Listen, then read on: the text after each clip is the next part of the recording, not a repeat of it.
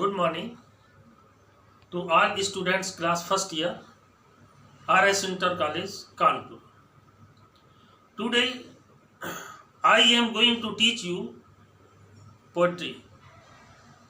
The name of poetry is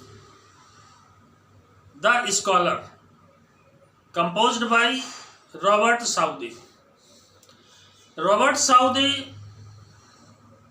was the faithful friend to William Wordsworth and Coleridge, who are the great poets and critics of England.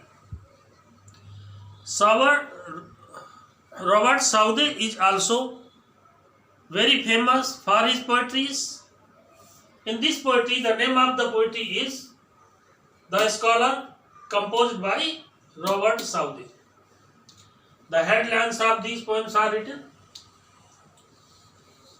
In this poem, the poet has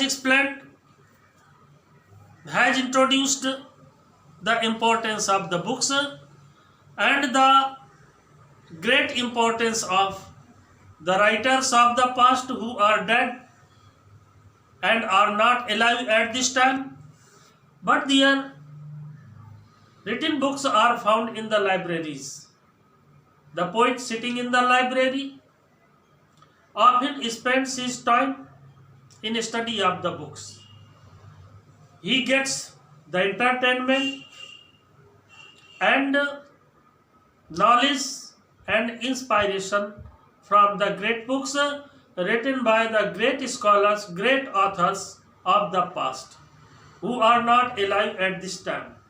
But the poet is highly obliged to them for getting so knowledge, so entertainment in the daytime, and he says that the books are the most faithful friends to man. Means, as man shares the joys and sorrows of others, especially the faithful friends shares joys and sorrows of his other friend. In the same way, our books are also very useful in the time of happiness and in the time of sorrows. In the time of happiness, the books give delight. In the time of sorrows, the books give inspiration to face the difficulties, hurdles very bravely. So they give the courage, the bravery, the inspiration in sorrows to any person who studies books. The books are always useful throughout the human life. He says that after reading the books, he also studied the joys and the sorrows of the past writers, their virtues and vices. Vices means bad qualities, virtues means good qualities. He studied in the books their hopes and fears, their ups and downs of the life, and he gets inspiration from them. He says that he is fond of adopting their good virtues, good habits, and good qualities of the past writers, but he condemns the bad qualities, the vices which the writers have. So he adopts only good qualities of the past writers. Past writers are the source of inspiration. Their written books are the source of knowledge, the source of inspiration, and the source of entertainment.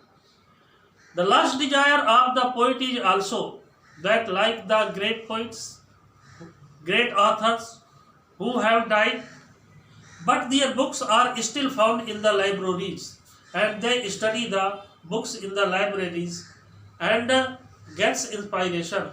The writers who have written those books which are kept in the libraries have become immortal. The poet also has great desire to be immortal. How? By writing the great books. By the writing the great books, after his death, his books will be alive forever. The books will never be destroyed. And his names as a poet, as a writer, has been written in the books. That's why his name will be also remembered by the readers, by the students, by the teachers and other readers who are fond of reading English literature.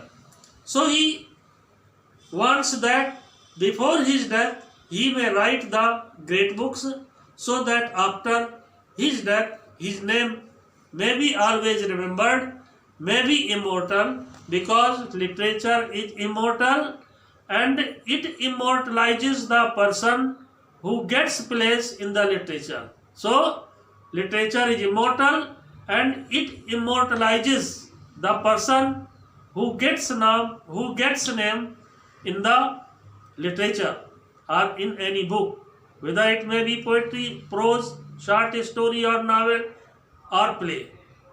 Anywhere that his name is mentioned becomes immortal. So after writing the great books, the poet desires to be immortal. That's all. Thank you very much. But stop. But you should remember that I am sending the explanation of this poem through the WhatsApp, and you have to write down the explanation that I am immediately sending to you through WhatsApp. Then take out your pen, open your copy and start to write explanation just now. Thank you very much.